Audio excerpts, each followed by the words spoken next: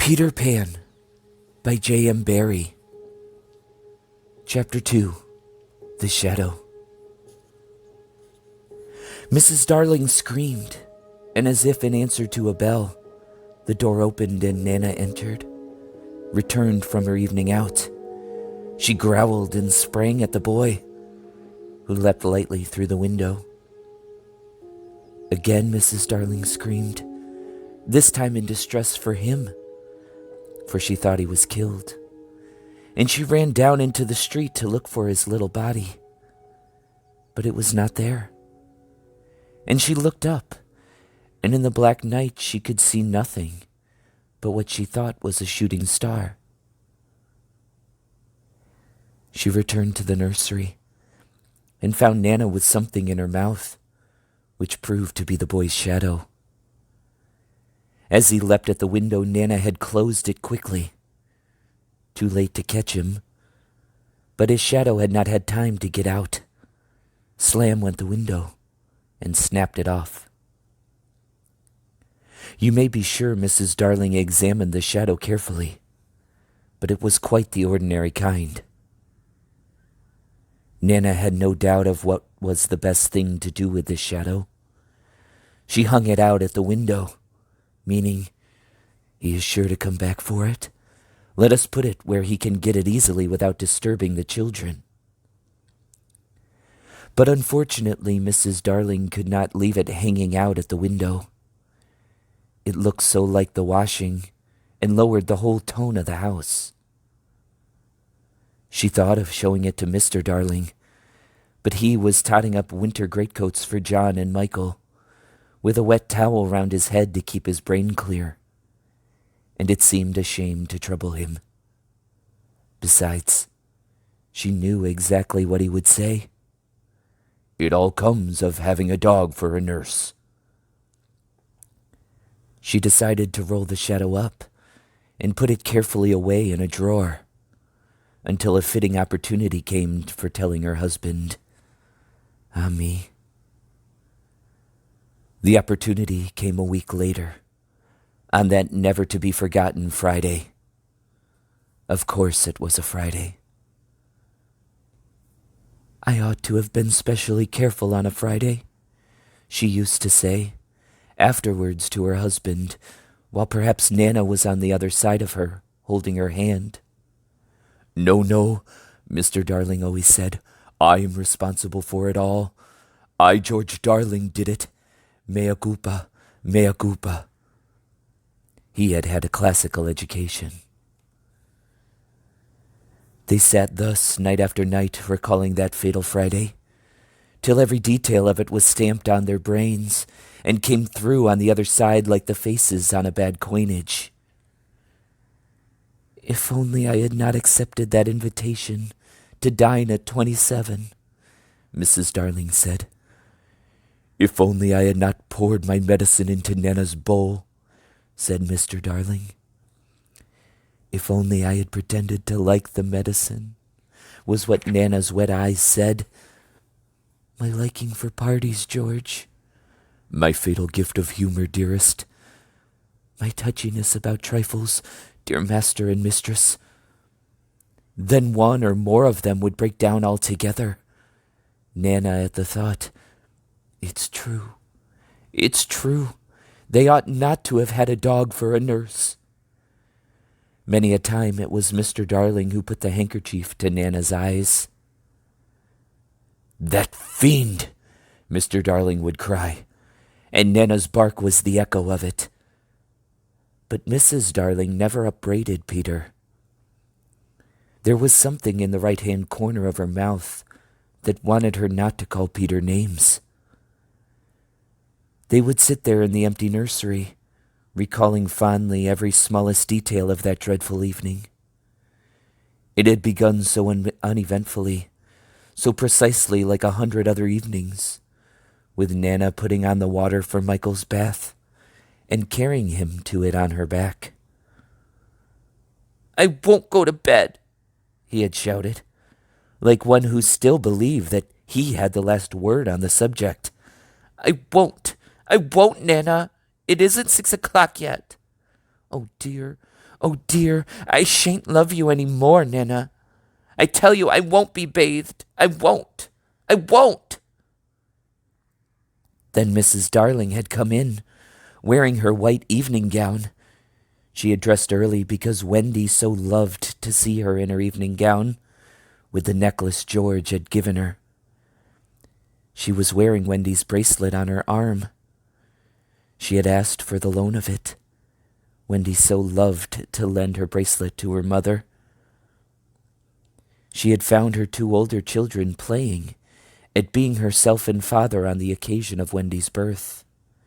And John was saying, "I am happy to inform you, Mrs. Darling, that you are now a mother," in just such a tone as Mr. Darling himself may have used on the real occasion. Wendy had danced with joy, just as the real Mrs. Darling must have done. Then John was born, with the extra pomp that he conceived due to the birth of a male. And Michael came from his bath to ask to be born also. But John said brutally that they did not want any more. Michael had nearly cried. "Nobody wants me," he said, and of course the lady in evening dress could not stand that. "I do," she said. "I so want a third child." "Boy or girl?" asked Michael, not too hopefully. "Boy." Then he had leapt into her arms. Such a little thing for Mr. and Mrs. Darling and Nana to recall now, but not so little if that was to be Michael's last night in the nursery. They go on with their recollections. "It was then that I rushed in like a tornado, wasn't it?" Mr. Darling would say, scorning himself. And indeed he had been like a tornado. Perhaps there was some excuse for him. He too had been dressing for the party, and all had gone well with him until it came to his tie. It is an astounding thing to have to tell. But this man, though he knew about stocks and shares, had no real mastery of his tie. Sometimes the thing yielded to him without a contest, but there were occasions when it would have been better for the house if he had swallowed his pride and used a made-up tie. This was such an occasion. He came rushing into the nursery with the crumpled little brute of a tie in his hand. "Why, what is the matter, Father dear?" "Matter!" he yelled. He really yelled. "This tie, it will not tie!" He became dangerously sarcastic. "Not round my neck. Round the bedpost, oh yes, 20 times have I made it up round the bedpost, but round my neck, no, oh dear no. Begs to be excused." He thought Mrs. Darling was not sufficiently impressed, and he went on sternly. "I warn you of this, Mother, that unless this tie is round my neck, we don't go out to dinner tonight. And if I don't go out to dinner tonight, I never go to the office again. And if I don't go to the office again, you and I starve, and our children will be flung into the streets." Even then Mrs. Darling was placid. "Let me try, dear," she said, and indeed that was what he had come to ask her to do. And with her nice cool hand she tied his tie for him, while the children stood around to see their fate decided. Some men would have resented her being able to do it so easily, but Mr. Darling was far too fine a nature for that. He thanked her carelessly, and at once forgot his rage, and in another moment was dancing around the room with Michael on his back. "How wildly we romped," said Mrs. Darling now, recalling it. "Our last romp," Mr. Darling groaned. "Oh, George, do you remember Michael suddenly said to me, 'How did you get to know me, Mother?' I remember." They were rather sweet, don't you think, George? And they were ours. Ours. And now they are gone. The romp had ended with the appearance of Nana, and most unluckily Mr. Darling collided against her, covering his trousers with hairs. They were not only new trousers, but they were the first he had ever had with braid on them, and he had to bite his lip to prevent the tears coming. Of course, Mrs. Darling brushed him, but he began to talk again about its being a mistake to have a dog for a nurse. "George, Nana is a treasure." "No doubt, but I have an uneasy feeling at times that she looks upon these children as puppies." "Oh, no, dear one. I feel sure she knows they have souls." "I wonder," Mr. Darling said thoughtfully. "I wonder." It was an opportunity, his wife felt, for telling him about the boy. At first he pooh-poohed the story, but he became thoughtful when she showed him the shadow. "It is nobody I know," he said, examining it carefully. "But he does look a scoundrel." "We were still discussing it, you remember," says Mr. Darling, "when Nana came in with Michael's medicine. You will never carry the bottle in your mouth again, Nana, and it is all my fault." Strong man though he was, there was no doubt that he had behaved rather foolishly over the medicine. If he had a weakness, it was for thinking that all his life he had taken medicine boldly. And so now, when Michael dodged the spoon in Nana's mouth, he had said reprovingly, "Be a man, Michael." "Won't! Won't!" Michael cried naughtily. Mrs. Darling left the room to get a chocolate for him, and Mr. Darling thought this showed want of firmness. "Mother, don't pamper him," he called after her. "Michael, when I was your age, I took medicine without a murmur. I said, 'Thank you, kind parents, for giving me bottles to make me well.'" He really thought this was true, and Wendy, who was now in her nightgown, believed it also, and she said, to encourage Michael, "That medicine you sometimes take, Father, is much nastier, isn't it?" "Ever so much nastier," Mr. Darling said bravely. "And I would take it now as an example to you, Michael, if I hadn't lost the bottle." He had not exactly lost it. He had climbed in the dead of night to the top of the wardrobe and hidden it there. What he did not know was that the faithful Liza had found it and put it back on his washstand. "I know where it is, Father," Wendy cried, always glad to be of service. "I'll bring it." And she was off before he could stop her. Immediately his spirits sank in the strangest way. "John," he said, shuddering, "it's most beastly stuff. It's that nasty, sticky, sweet kind." "It will be over soon, Father," John said cheerily, and then in rushed Wendy with the medicine in a glass. "I've been as quick as I could," she panted. "You've been wonderfully quick," her father retorted, with a vindictive politeness that was quite thrown away upon her. "Michael first," he said doggedly.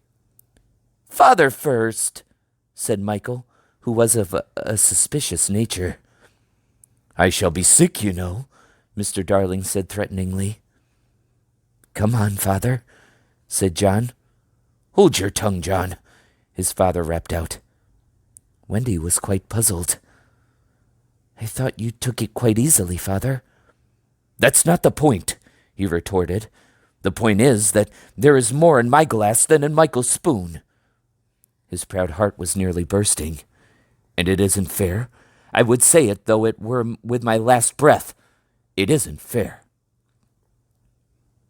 "Father, I am waiting," said Michael coldly. "It's all very well to say you are waiting. So am I waiting." "Father's a cowardly custard." "So are you a cowardly custard." "I'm not frightened." "Neither am I frightened." "Well, then take it." "Well, then you take it." Wendy had a splendid idea. "Why not both take it at the same time?" "Certainly," said Mr. Darling. "Are you ready, Michael?" Wendy gave the words, 1, 2, 3, and Michael took his medicine, but Mr. Darling slipped his behind his back. There was a yell of rage from Michael, and "Oh, father," Wendy exclaimed. "What do you mean by 'oh, father'?" Mr. Darling demanded. "Stop that row, Michael. I meant to take mine, but I missed it." It was dreadful the way all the three were looking at him, just as if they did not admire him. "Look here, all of you," he said entreatingly, as soon as Nana had gone into the bathroom. "I have just thought of a splendid joke. I shall pour my medicine into Nana's bowl, and she will drink it thinking it is milk." It was the color of milk. But the children did not have their father's sense of humor, and they looked at him reproachfully as he poured the medicine into Nana's bowl. "What fun," he said doubtfully, and they did not dare expose him when Mrs. Darling and Nana returned. "Nana, good dog," he said, patting her. "I have put a little milk into your bowl, Nana." Nana wagged her tail, ran to the medicine, and began lapping it. Then she gave Mr. Darling such a look. Not an angry look. She showed him the great red tear that makes us so sorry for noble dogs, and crept into her kennel. Mr. Darling was frightfully ashamed of himself, but he would not give in. In a horrid silence, Mrs. Darling smelt the bowl. "Oh, George," she said, "it's your medicine." "It was only a joke," he roared, while she comforted her boys, and Wendy hugged Nana. "Much good," he said bitterly. "My wearing myself to the bone trying to be funny in this house." And still Wendy hugged Nana. "That's right," he shouted. "Coddle her. Nobody coddles me. Oh dear, no. I am only the breadwinner. Why should I be coddled? Why? "George," Mrs. Darling entreated him, "not so loud. The servants will hear you." Somehow they had gotten into the way of calling Liza the servants.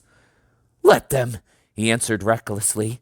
"Bring in the whole world, but I refuse to allow that dog to lord it in my nursery for an hour longer." The children wept, and Nana ran to him beseechingly, but he waved her back. He felt he was a strong man again.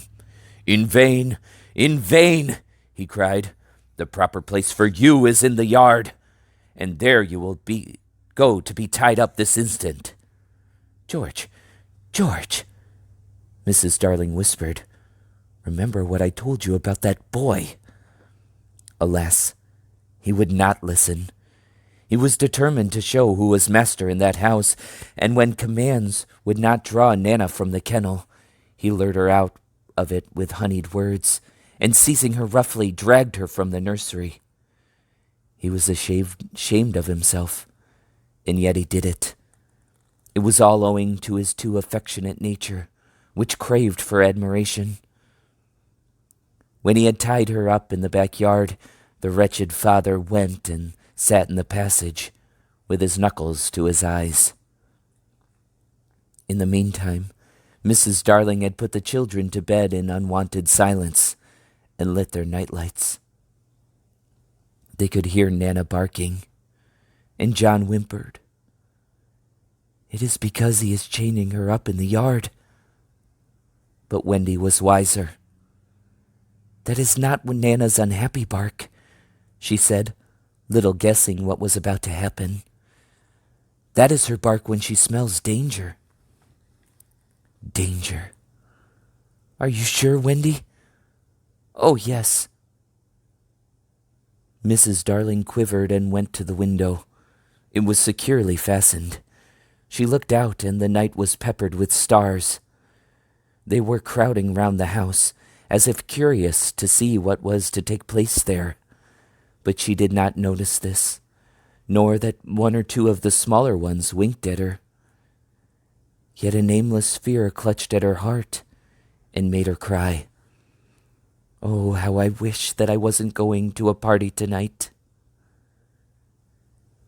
Even Michael, already half asleep, knew that she was perturbed, and he asked, "Can anything harm us, Mother?" after the night lights are lit? Nothing, precious, she said. They are the eyes a mother leaves behind her to guard her children. She went from bed to bed singing enchantments over them, and little Michael flung his arms round her. Mother, he cried, I'm glad of you. They were the last words she was to hear from him for a long time. Number 27 was only a few yards distant, but there had been a slight fall of snow, and Father and Mother Darling picked their way over it deftly, not to soil their shoes. They were already the only persons in the street, and all the stars were watching them. Stars are beautiful, but they may not take an active part in anything. They must just look on it forever. It is a punishment put on them for something they did so long ago that no star knows what it was. So the older ones have become glassy-eyed and seldom speak. Winking is the star language. But the little ones still wonder. They are not really friendly to Peter, who has a mischievous way of stealing up behind them and trying to blow them out. But they are so fond of fun that they were on his side tonight and anxious to get the grown-ups out of the way. So as soon as the door of 27 closed on Mr. and Mrs. Darling, there was a commotion in the firmament, and the smallest of all the stars in the Milky Way screamed out, Now, Peter,